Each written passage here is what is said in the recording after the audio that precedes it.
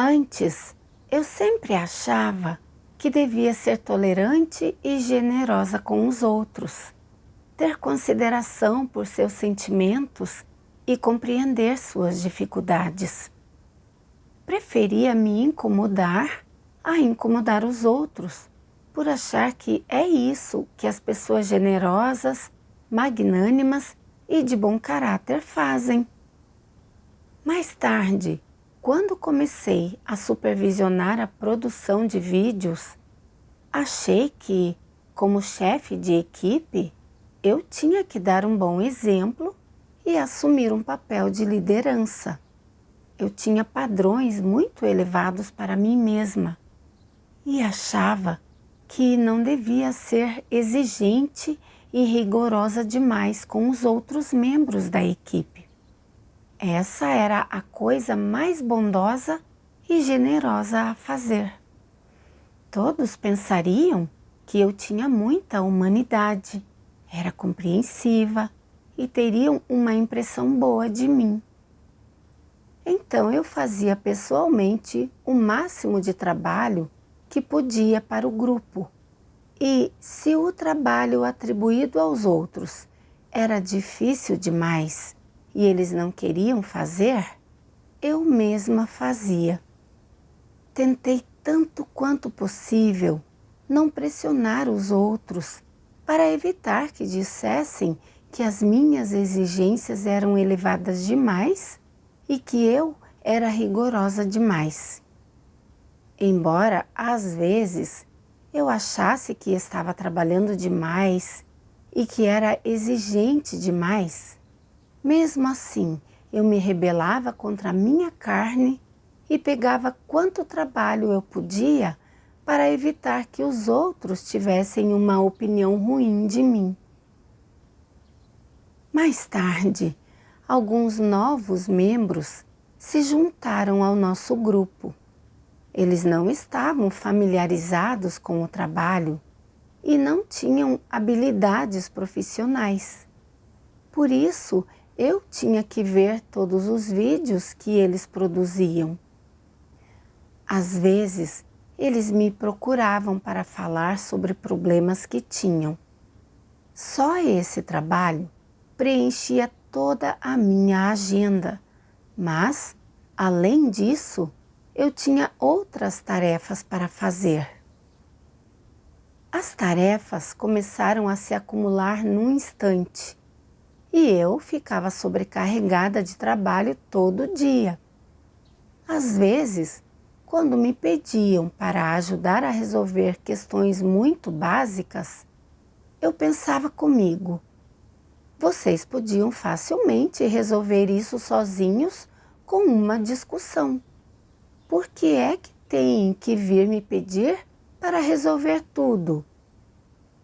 Mas depois eu pensava: como eles me pediram, se eu rejeitar o pedido deles, vai parecer que estou sendo irresponsável. Afinal, eles também vão levar tempo para discutir o assunto. Esqueça, acho que consigo arranjar tempo para tratar da questão sozinha. E com isso, eu concordava. Mais tarde, percebi que uma irmã só ficava passando o trabalho para mim por preguiça e medo de responsabilidade.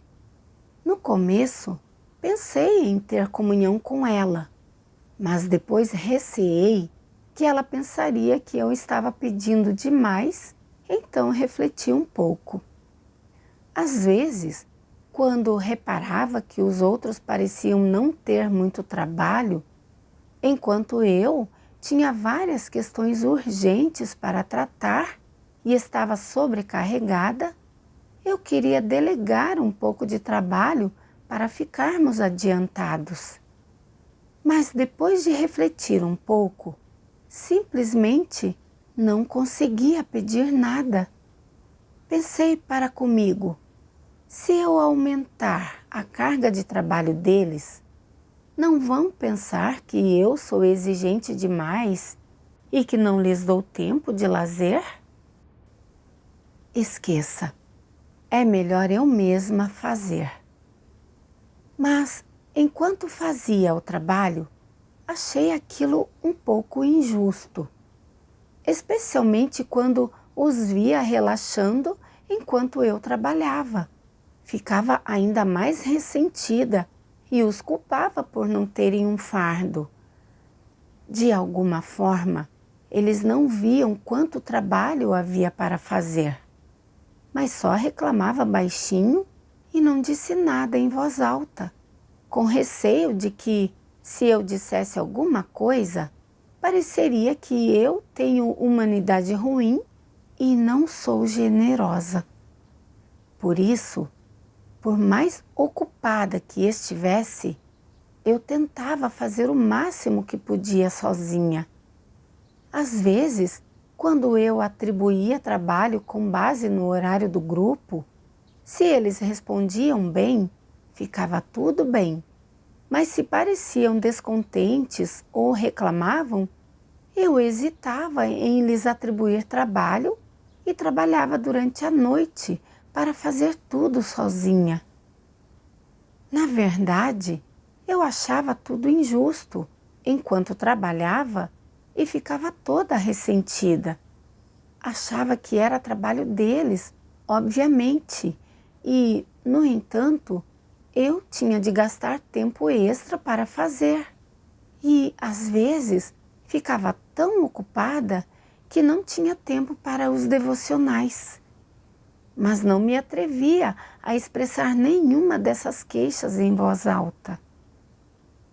Então, eu só me confortava, resignada e dizia: é melhor ser generosa e atenciosa, preocupar-me com os outros e não ser tão mesquinha, senão vai parecer que eu tenho índole fraca.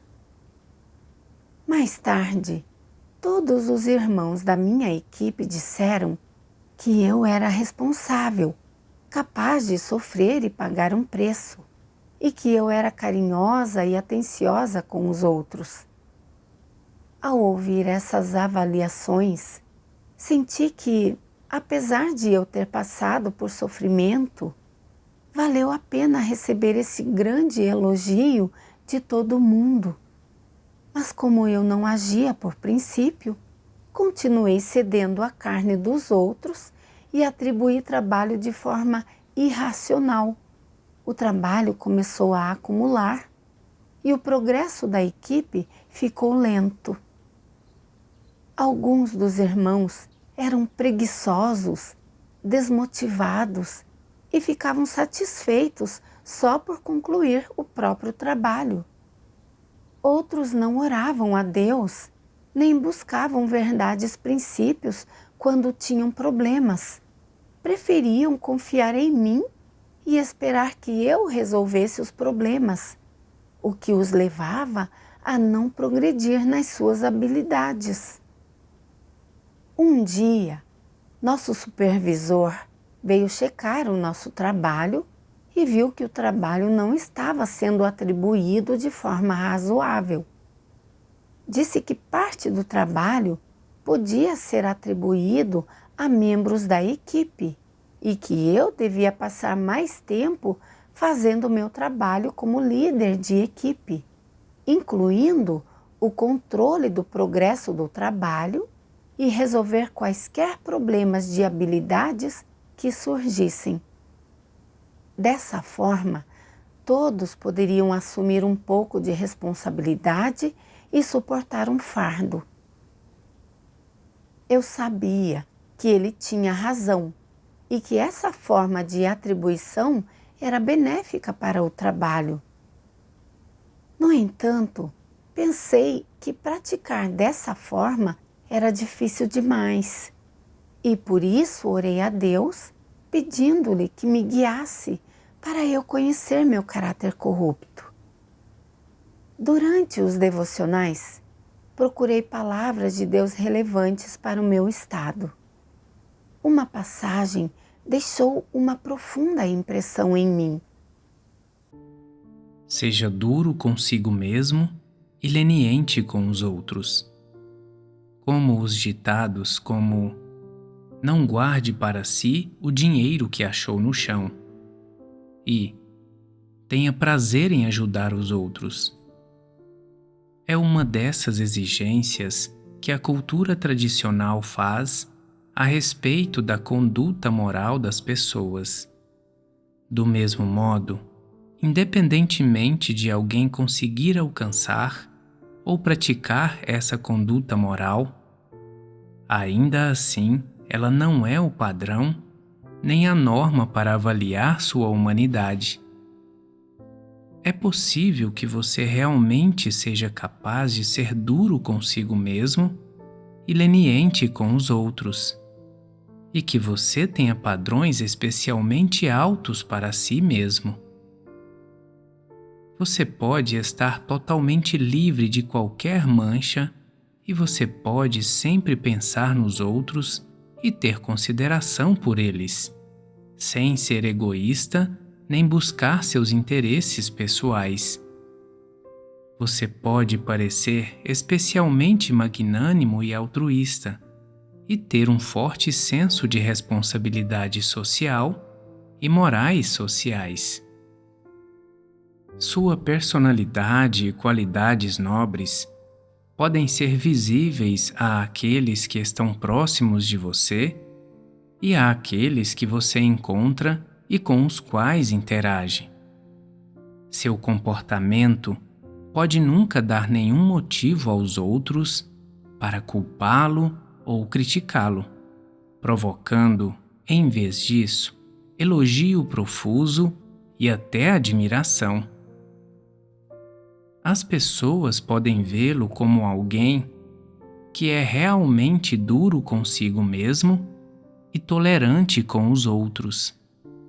No entanto, tudo isso nada mais é do que comportamento externo. Os pensamentos e desejos no fundo de seu coração são consistentes com esses comportamentos externos, com esses atos que você pratica externamente?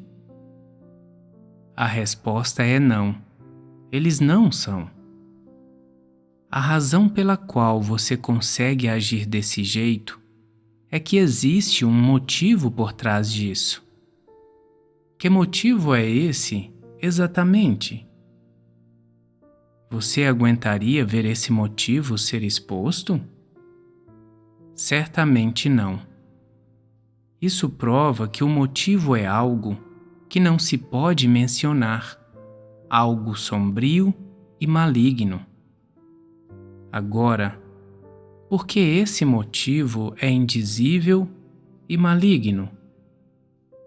É porque a humanidade das pessoas é governada e dirigida por seus caracteres corruptos. Todos os pensamentos da humanidade, não importando se as pessoas os verbalizam ou externalizam, são inegavelmente dominados, controlados e manipulados por seus caracteres corruptos.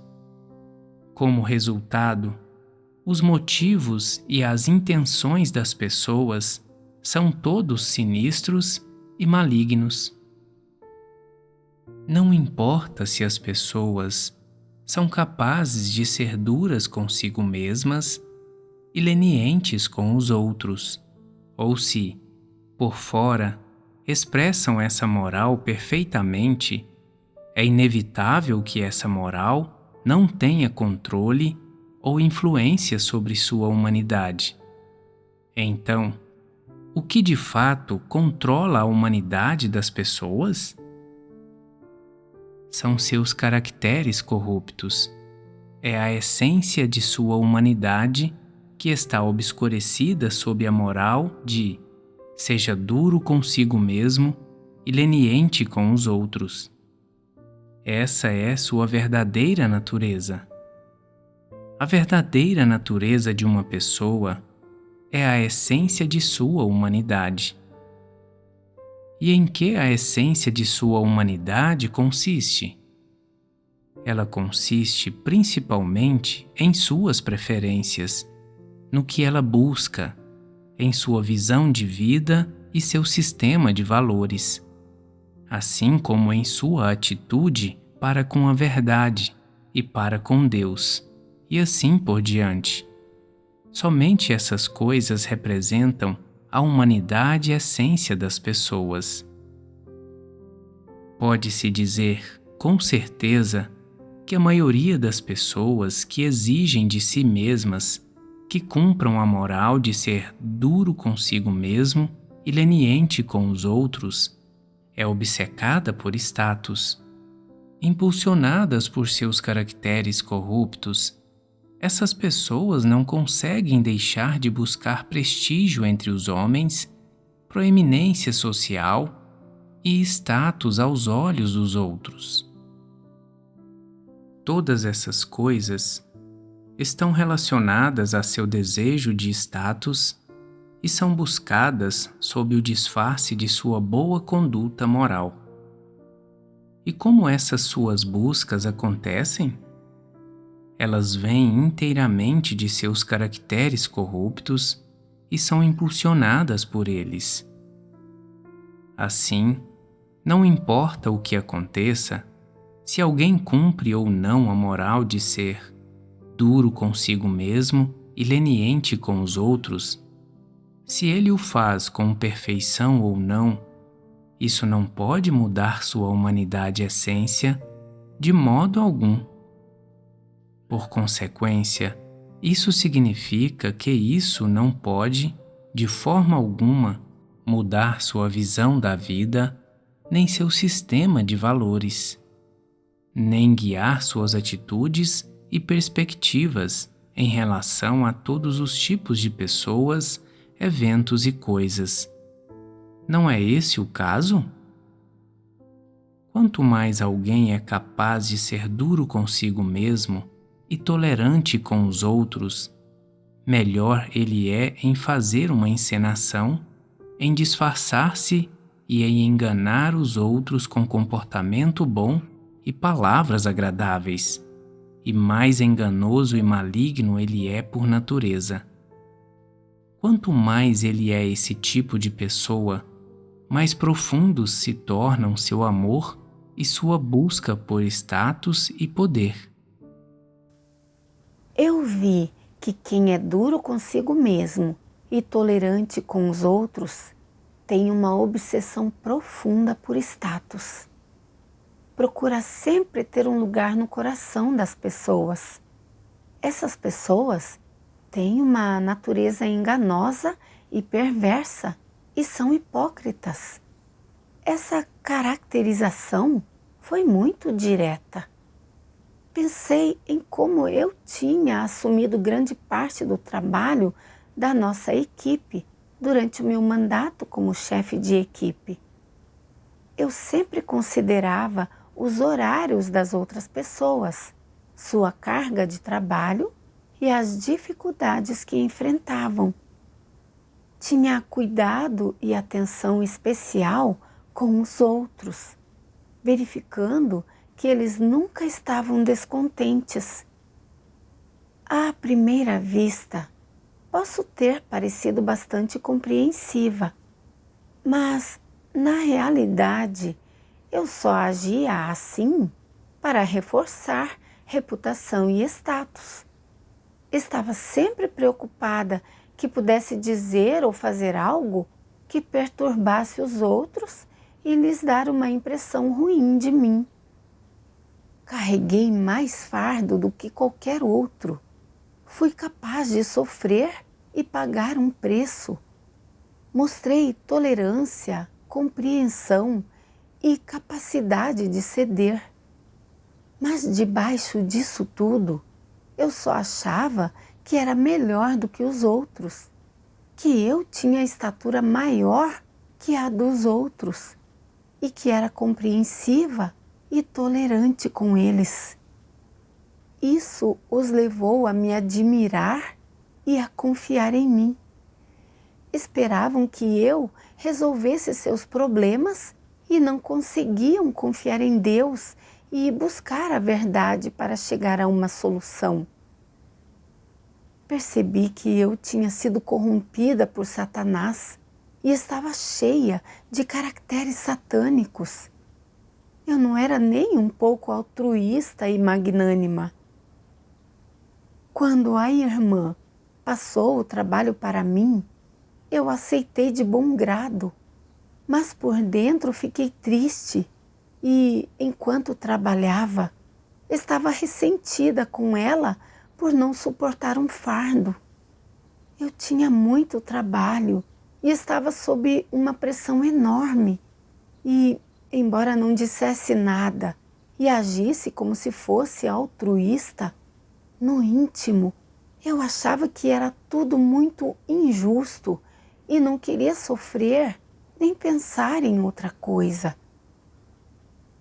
Durante a atribuição de trabalho, quando uma irmã se entregou à carne e não quis trabalho árduo, eu não comuniquei a verdade para resolver o problema e, em vez disso, assumi o trabalho dela. Na verdade, eu tinha as minhas opiniões sobre ela. Fiquei ressentida porque a preguiça dela me deu mais trabalho. Pensando em tudo isso, percebi que a minha tolerância para com os outros era falsa, era tudo fingimento, e eu não ficava feliz de verdade quando ajudava. Obviamente, eu era egoísta, mas agia como se fosse apenas altruísta. Eu enganei todo mundo. Só tinha um motivo para as minhas atitudes. Eu só queria ganhar elogio, respeito e louvor dos outros. Como eu era hipócrita e falsa! As pessoas só viam o que eu fazia para enganar, mas não conseguiam ver o que eu realmente pensava. Todos acreditavam que eu tinha humanidade boa e era muito tolerante. Eu não estava enganando e iludindo a todos? Quanto mais pensava nisso, mais desgosto eu tinha por mim mesma. Eu vivia usando uma máscara e não somente sofri muito, como atrasei o trabalho da igreja. Eu estava prejudicando a mim e aos outros. Comecei a me odiar e quis me arrepender e mudar o quanto antes. Mais tarde, deparei com passagens das palavras de Deus que me deram uma nova perspectiva sobre o meu estado. Alguns líderes de igreja, ao verem seus irmãos ou irmãs cumprindo seus deveres de forma descuidada e superficial, não os repreendem, embora devessem. Quando eles veem algo que é claramente prejudicial aos interesses da casa de Deus, fazem vista grossa e não investigam para não causar a menor ofensa aos outros. Na verdade, não estão mostrando consideração pelas fraquezas das pessoas.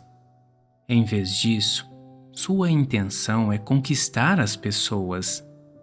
Eles estão plenamente cientes disso e pensam: se eu continuar assim e não causar ofensa a ninguém, pensarão que sou um bom líder. Terão uma opinião boa e elevada de mim. Eles me darão reconhecimento e gostarão de mim.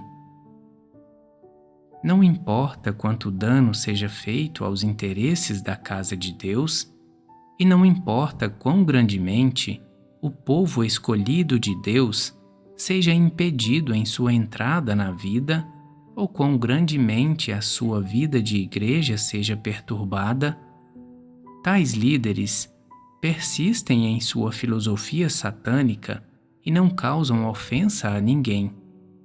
Nunca há um senso de autocensura no coração deles. Quando veem alguém causando perturbações e interrupções, no máximo, eles podem fazer, de passagem, uma menção casual dessa questão e colocar fim nisso. Eles não comunicam a verdade nem apontam a essência do problema para essa pessoa, e muito menos dissecam o estado dela. Eles nunca comunicam qual é a vontade de Deus. Os líderes falsos nunca expõem nem dissecam que tipo de erros as pessoas cometem com frequência, nem os caracteres corruptos que elas revelam repetidamente. Não resolvem nenhum problema real.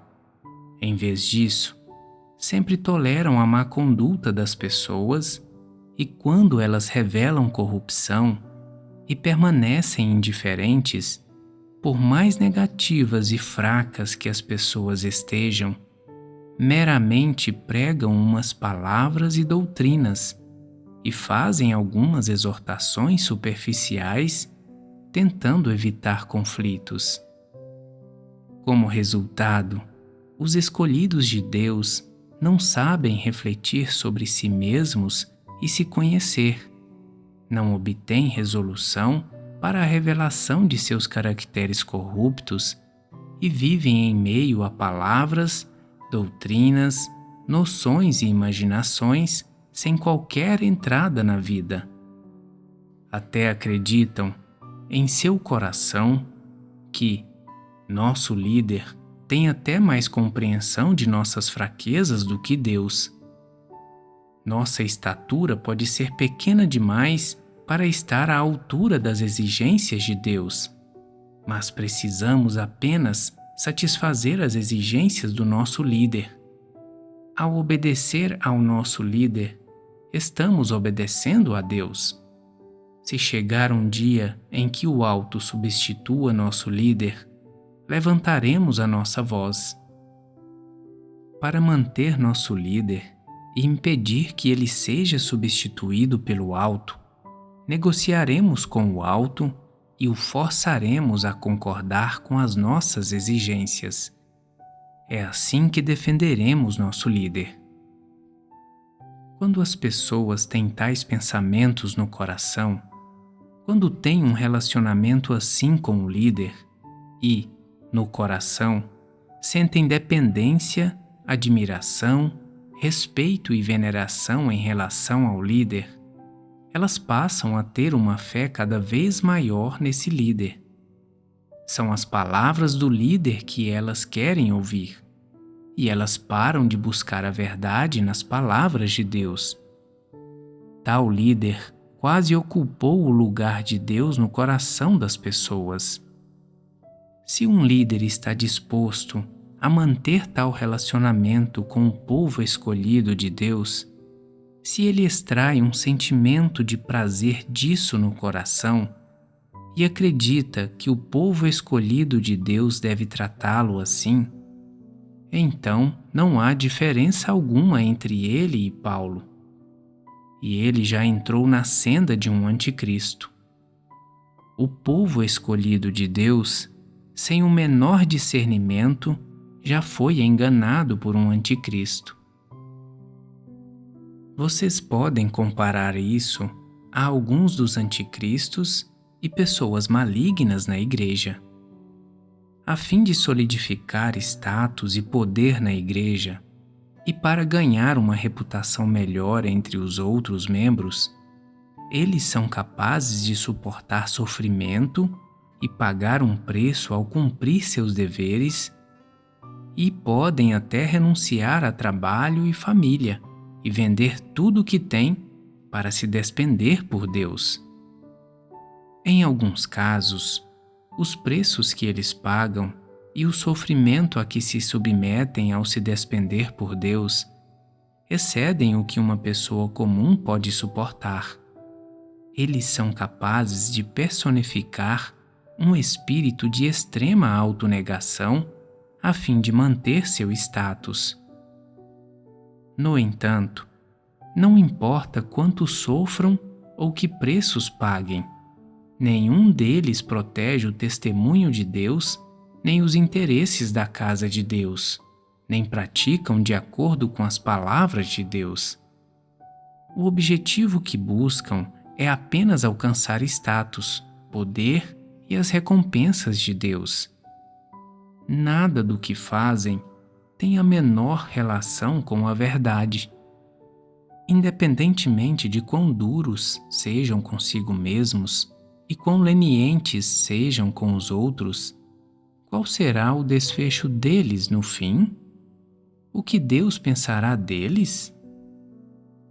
Ele determinará o desfecho deles com base nos bons comportamentos externos que eles vivem?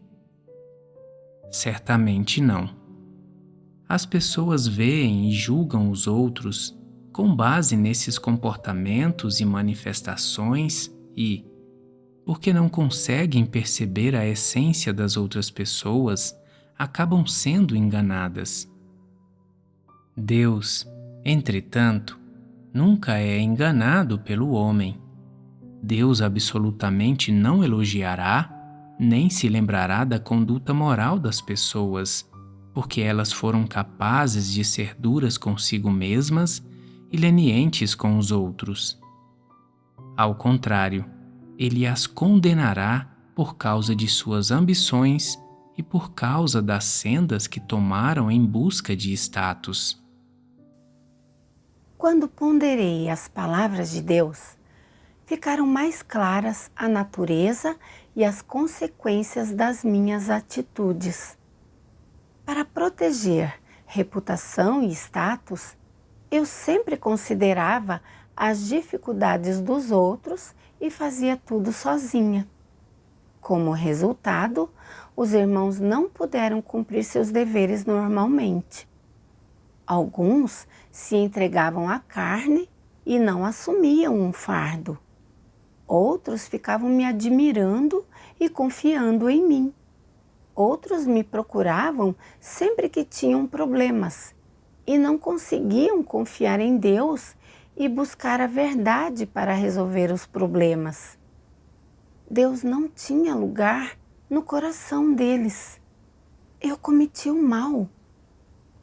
Quando a irmã não estava disposta a assumir um fardo no trabalho e o empurrou para mim, se eu tivesse me comunicado um pouco com ela e deixado que ela visse a natureza e as consequências do estado dela, talvez ela pudesse ter se rebelado contra a carne e confiado em Deus para resolver o problema. Isso a levaria a ter progresso na vida e suas capacidades profissionais melhorariam. Mas eu só pensava em reputação e status e não me comuniquei, nem dei conselhos aos irmãos mergulhados em caracteres corruptos. Por fora, esse modo de agir concordava com as preocupações carnais das pessoas. Mas elas não progrediram na vida e ficaram cada vez mais decadentes. Ao ficar satisfazendo as pessoas, eu as estava prejudicando. Ninguém conseguiu discernir meu comportamento e foram todos enganados por mim, achando que eu era uma pessoa boa e atenciosa. Como eu era falsa! Enganei todo mundo. Por fora, parecia que eu carregava um fardo pesado no dever e podia sofrer e pagar um preço. As pessoas me viam como uma pessoa boa. Mas, na verdade, eu tinha sido condenada por Deus, porque todas as minhas atitudes não eram feitas para satisfazer a Deus, mas sim para proteger meu status no coração das pessoas. Eu não tinha cometido nenhum mal evidente, mas não tinha trazido as pessoas para a realidade das palavras de Deus. Em vez disso, trazia-as para a carne e para diante de mim. Eu estava tentando conquistar as pessoas e estava revelando um caráter de anticristo. Ao perceber isso, vi que eu estava num estado muito precário. Estava cumprindo meu dever com base em valores culturais tradicionais e seguindo a senda de um anticristo. Mais tarde, deparei-me com outra passagem das palavras de Deus que me deu mais clareza sobre os meus problemas. Não importa a que grupo sejam propostas, as afirmações sobre a conduta moral, todas exigem que as pessoas exerçam autocontrole, restringam seus desejos e sua conduta imoral e defendam os pontos de vista ideológicos e morais favoráveis. Não importa o quanto essas afirmações influenciem a humanidade. Não importa se essa influência seja positiva ou negativa. O objetivo desses, assim chamados moralistas, era, em termos sucintos, restringir e regulamentar a conduta moral das pessoas, formulando tais afirmações, para que as pessoas tivessem um código básico para como se comportar e agir, para como ver as pessoas e as coisas e para como perceber seu país e sua sociedade. O lado positivo foi que a invenção dessas afirmações sobre a conduta moral tem, em certa medida, exercido um papel na restrição e regulação da conduta moral da humanidade. Mas, analisando os fatos objetivos, isso levou as pessoas a acatarem alguns pensamentos e pontos de vista insinceros e pretensiosos, tornando as pessoas que são influenciadas e inculcadas pela cultura tradicional mais insidiosas, mais astutas, melhores em fingir e mais confinadas em seu raciocínio. Por causa da influência e inculcação da cultura tradicional, aos poucos as pessoas adotaram opiniões e afirmações equivocadas da cultura tradicional como coisas positivas e adoram esses dignitários e famosos que enganam as pessoas como se fossem santos. Quando as pessoas são enganadas, sua mente se torna confusa, entorpecida e indiferente. Elas não sabem o que é humanidade normal, nem o que as pessoas com humanidade normal deveriam buscar e seguir. Não sabem como as pessoas deveriam viver neste mundo, nem que tipo de modo ou regras de existência deveriam adotar. Muito menos sabem qual é o objetivo correto da existência humana. Devido à influência, à inculcação e até ao confinamento da cultura tradicional, as coisas positivas, as exigências e regras de Deus foram oprimidas. Nesse sentido, as várias afirmações sobre a conduta moral na cultura tradicional têm, em grande medida, enganado e influenciado profundamente o pensamento das pessoas, confinando seu pensamento e desviando-as da senda correta na vida e distanciando-as cada vez mais das exigências de Deus. Isso significa que, quanto mais profundamente você é influenciado pelas várias ideias e pontos de vista sobre a conduta moral na cultura tradicional, e quanto mais você é inculcado por elas, mais você se desvia dos pensamentos, das ambições, do objetivo a ser buscado e das regras de existência que as pessoas com humanidade normal deveriam ter, e mais você se afasta do padrão que Deus exige das pessoas. O povo escolhido de Deus precisa enxergar um fato. A palavra de Deus é a palavra de Deus. A verdade é a verdade. E as palavras humanas são palavras humanas. Benevolência, retidão, decoro, sabedoria e confiabilidade são palavras humanas, e a cultura tradicional são palavras humanas.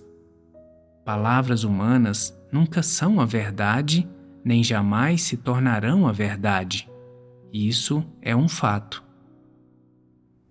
Com as palavras de Deus, percebi que os pontos de vista e as ideias que a cultura tradicional nos incute são ridículos e absurdos e estão em desacordo com a consciência e a razão das pessoas normais e a humanidade normal que Deus exige que o homem viva. Enganada e influenciada por essa ideia tradicional de ser dura comigo mesma e tolerante com os outros, fiquei confusa, perdida e sem discernimento. Pensava que só sendo tolerante e atenciosa com as pessoas, preocupando-me comigo mesma em vez de com os outros, eu demonstraria boa índole, tolerância e magnanimidade. Eu não devia exigir demais ou ser rigorosa demais e devia evitar ser mesquinha. Essas ideias estavam enraizadas na minha mente, controlavam minhas palavras e atitudes e influenciavam como eu interagia com os outros. Pensando bem, eu vi que a minha tolerância para com os outros não era a clemência de uma humanidade normal, mas sim uma indulgência que carecia de princípios ou normas.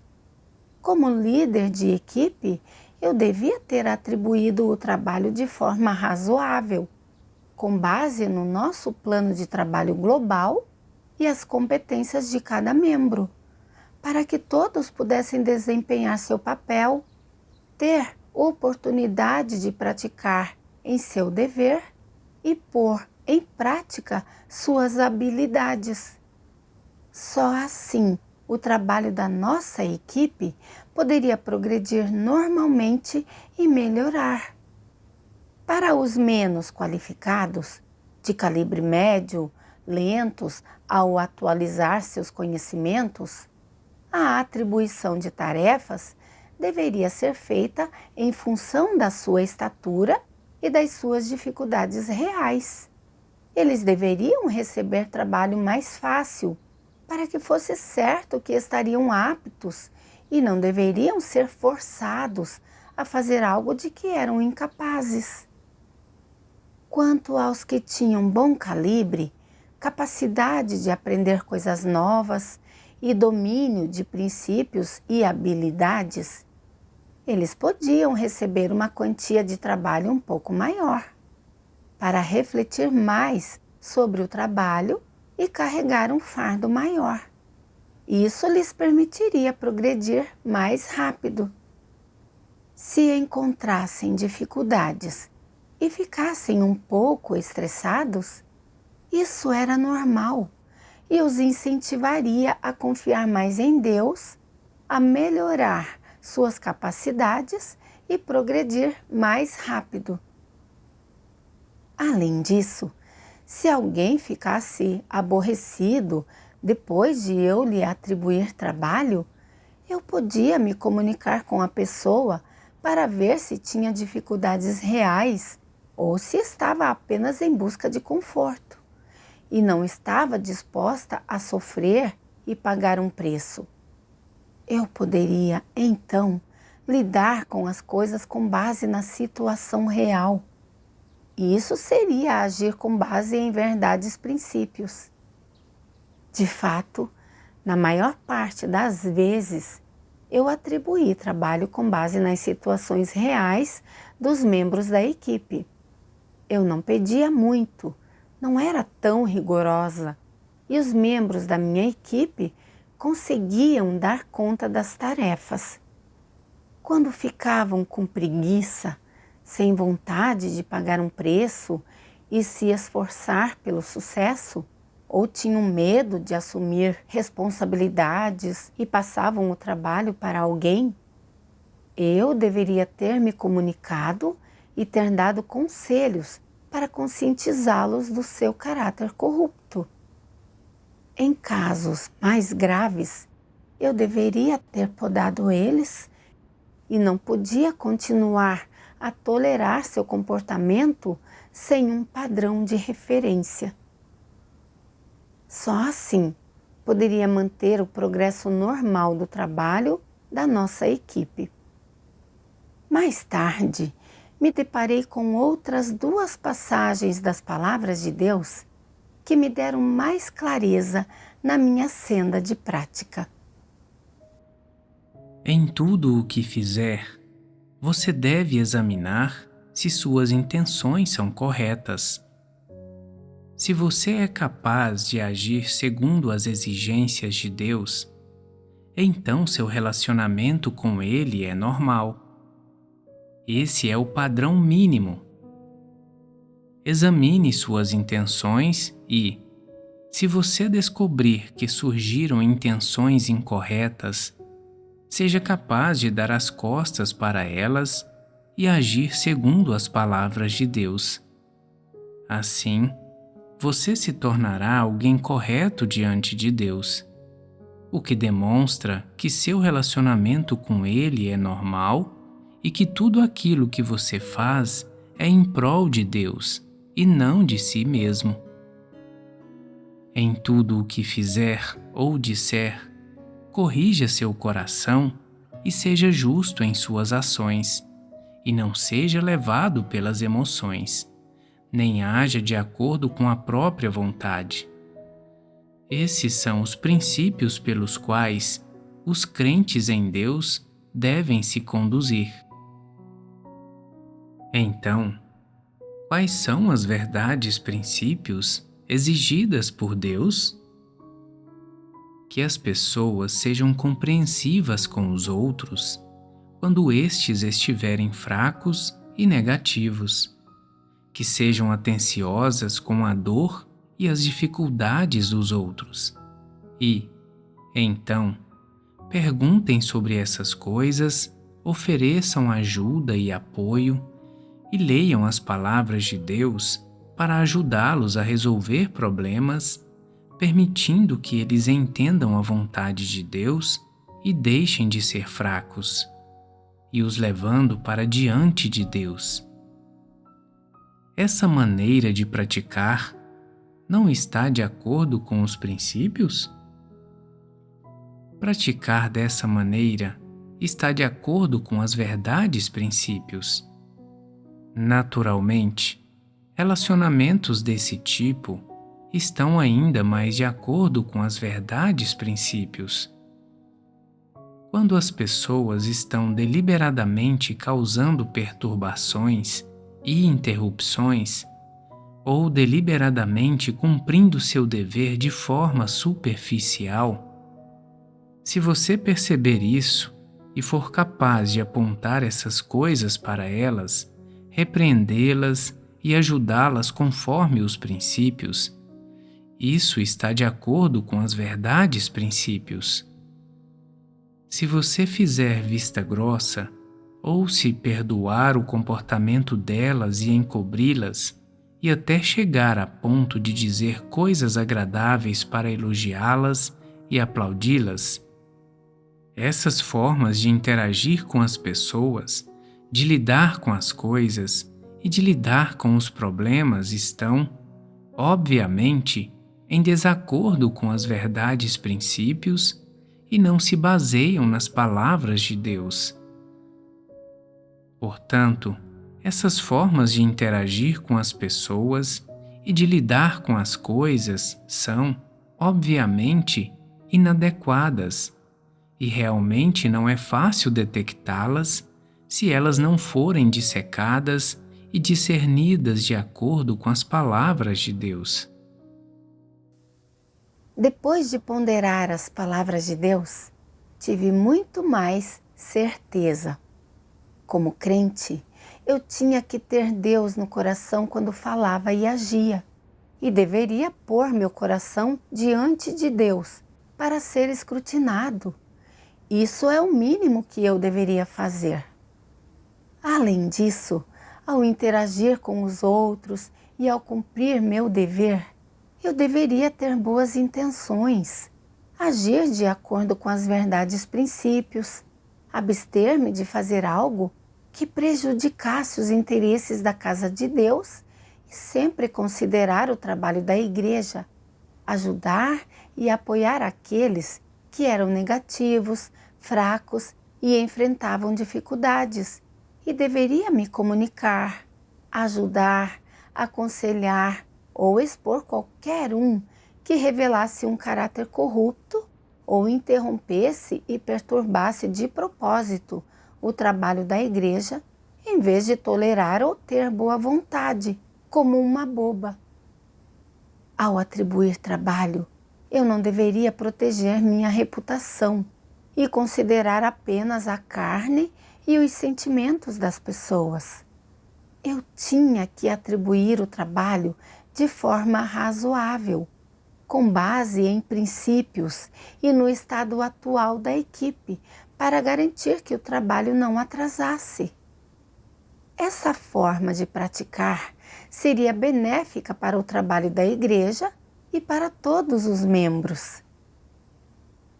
Depois disso, ao interagir com os irmãos e irmãs, pratiquei ser honesta, dizer o que realmente sentia e me comunicar com as pessoas quando tinha problemas. Quando atribuía trabalho, eu atribuía com base nas situações reais das pessoas, para que todos pudessem desempenhar seu papel. Atribuía aos membros a resolução de problemas relativamente fáceis e só me envolvia se eles não conseguissem resolver. Quando as pessoas não estavam satisfeitas com uma tarefa e não queriam pagar um preço mais alto, eu lhes comunicava a vontade de Deus, deixava que refletissem e conhecessem seu caráter corrupto e retificassem suas atitudes impróprias. Quando tinha mais trabalho do que podia fazer ou me deparava com problemas, eu discutia com os outros como atribuir trabalho de forma razoável para evitar atrasos e deixava de assumir tudo sozinha. Todos puderam participar do trabalho de forma proativa e ficaram muito mais entusiasmados com suas tarefas, e o nosso progresso no trabalho melhorou. Fiquei muito mais tranquila. Às vezes, ainda revelo corrupção, mas sou capaz de praticar com consciência, de acordo com as palavras de Deus. Foi somente com a orientação das palavras de Deus que consegui mudar as coisas. Graças a Deus.